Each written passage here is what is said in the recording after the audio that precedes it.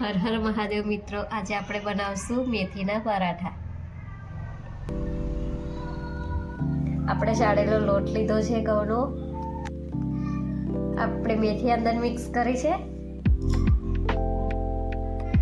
એમાં આપણે લસણનું પેસ્ટ નાખશું, થોડું લસણ ને આદુનું.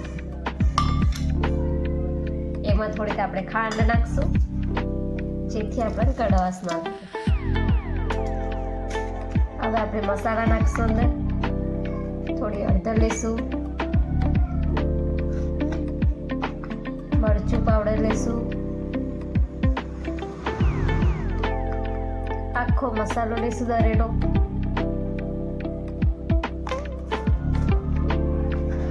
અજમો થોડો નાખશું,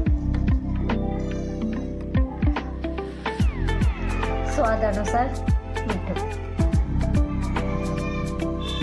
હવે લીંબુ નીતારશું.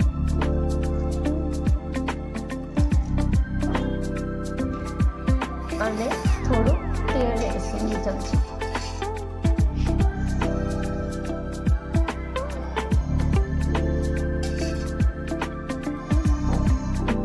હવે આપણા મસાલો તૈયાર છે. આપણે હવે એનો લોટ બાંધીશું. હવે આપણે આ મેથીના પરાઠા બનાવવાનો લોટ તૈયાર છે. આપણે હવે એના પરાઠા બનાવીશું. પરાઠા તૈયાર છે. એને આપણે મીઠી અને તીખી ચટણી સાથે પણ ખાઈ શકીએ અને આચાર સાથે પણ ખાઈ શકીએ છીએ. હર હર મહાદેવ. તમને મારી રેસીપી પસંદ આવી હોય તો લાઈક